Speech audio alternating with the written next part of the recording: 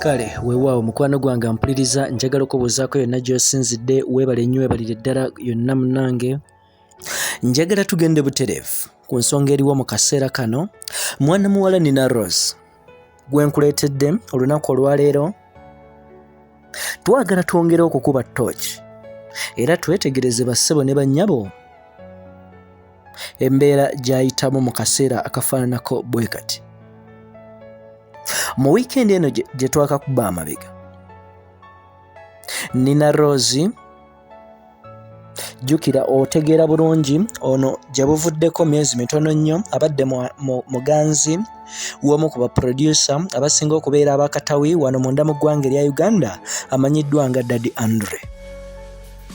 Naawe b'omanyi obulungi abavaayo ne bakola okukyala ne bakola oba oliawo emikolo egisoboka okubafuula abantu abali officially married oba abali mu bufumbo mu ngeri ey'amateeka. Bassebo ne bannyabo akaseera we kamala okulabika nga kavaayo ne kayitawo, bano ebintu byabwe byajjamu kigoye weezinge. Ebintu bingi bisobola okuba ebyangu wano munda mu ggwanga erya Uganda oba oliawo ne mu nsi yonna, naye bassebo ne bannyabo ekintu ekimu ekikyasinzidde ddala okubeera ekizibu be basereebu ne basereebu okubeera nga babeera n'obufumbo obulimu amasanyu. Waliwo ensonga ez'enjawulo ezivaayo ne zirabika nga ziremesa abantu ab'ettutumu singa baba bavuddeyo ne beewasa okulabika nga obufumbo bwabwe busobola okubeera nga bwetengeredde, kubanga bano waliwo ensonga oba oliawo ezitali zimu ezisobola okuvaayo okulabika nga tezibasobozesa kukola bufumbo buli successful. Bantu batono nnyo okusinziira ku kunoonyereza okw'ekikugu kwe tukoze abavuddeyo ne babeera successful mu bufumbo bwabwe nga bonna battutumu. Era oba oliawo ababamu abavuddeyo ne bakisobola okukikola balina okwerekereza kungi kwegamba era emitawaana gibaawo buli lunaku olukya naye bateekwa okuba nga babibuusa amaaso. Ono nina Rose olw'ensonga nti ali mu management y'emu ne mwana muwala Angella Katatumba, n'olwekyo we baba nga bali mu management y'emu oba ky'osobola okuyita record label, jjukira ey'omukulu Daddy Andre gwe nkutegeezezaako producer, kitegeeza bateekeddwa okuvaayo bakole emirimu gya studio oba egy'ekibiina wamu. Okugeza nga we tunaagamba nti bwe wabaawo activity yonna mu kibiina ekya Nuupu, buli munna Nuupu yenna gy'ali kugamba mu kitundu yonna gy'ali oba kaŋŋambe nti ababaka bonna gye bali, singa wabaawo activity egenda mu maaso oba ttabamiruka oba ekintu kyonna nga kiteekwa okugatta bannakibiina, bassebo ne bannyabo bonna bannakibiina bateekeddwa okwenyigiramu. Buli omu n'alaba wa waasobola okuvaayo akwate ekintu kisobole okubeera successful. Bwe gutyo ne mu record label bwe kiri, oba wakati ng'oli mu management kwegamba ey'omukugu omu oba kwegamba abamanaginga oba abavunaanyizibwako mu bintu ebikwatagana n'okuyimba kwammwe, ne bano bassebo ne bannyabo babadde bateekeddwa okuvaayo. Omukyala Angella Katatumba ne mwana muwala nina Rose bakola oluyimba. Naye nga sinnaba kutwala mu details ku ki kyabaddewo wakati nga bano balina okukola oluyimba ku lw'omukaaga oluyise. Okusinziira ku kunoonyereza yoba nkusooseewa, kansooke nkumalireyo emboozi, ndowooza nkuwa okunoonyereza okw'ekikugu okulala n'amawulire amapya ge twongedde okunoonyereza n'okufuna. Wakati nga nina Rose ne Angella Katatumba balina okugenda mu studio y'omukulu Daddy Andre, nina Rose yavuddeyo n'agamba nti mu kaseera kano tasobola kuvaayo okulabika nga agenda mu maaso n'okurekodinga oluyimba. N'olwekyo yasabye mukama waabwe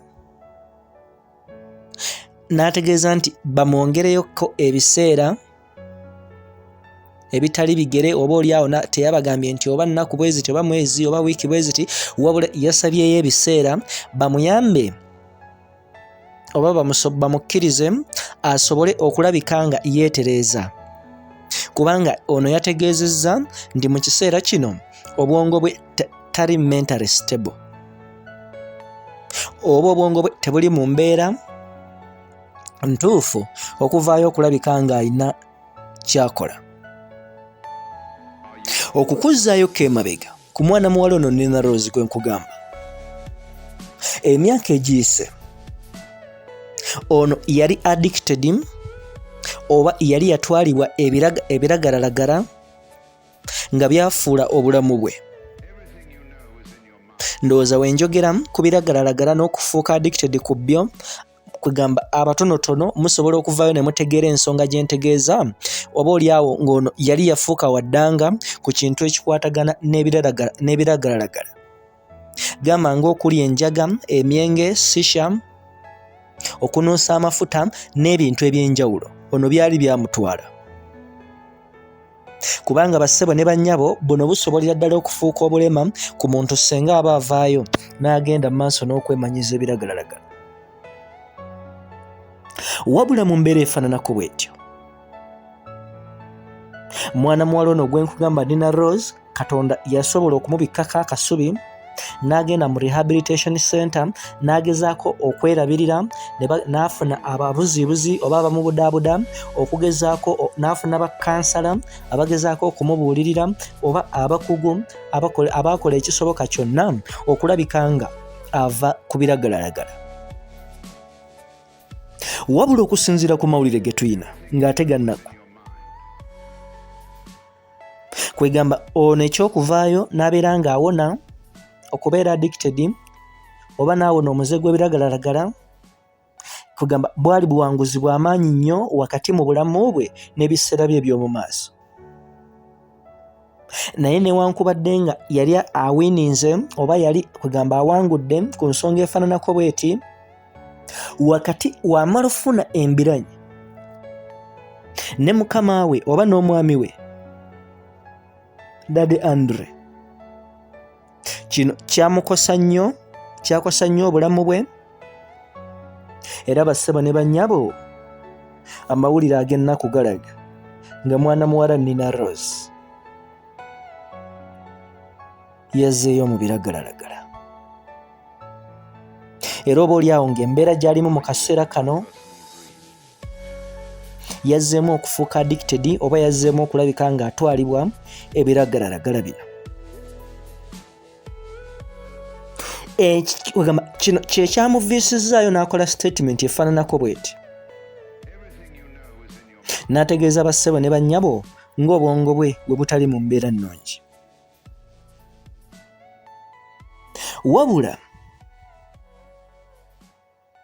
olwo nja kutwala ku kunoonyereza kwe nkugambye okw'ekikugu, kinajjukirwa ono Nina Rose okuvaayo n'agaana okukola oluyimba ne Angella Katatumba. Kwegamba si mawulire ageewuniikiriza oba agali awo ag'amaanyi nnyo, kubanga bassebo ne bannyabo bano abakyala ababiri bonna baaliko baganzi b'omukulu Daddy Andre. N'olwekyo Angella Katatumba ye yali mu ttaano za Daddy Andre nga yamukwasaganya, nga yamumetta omukwano oba yamusanyusa mu ngeri ez'omukwano.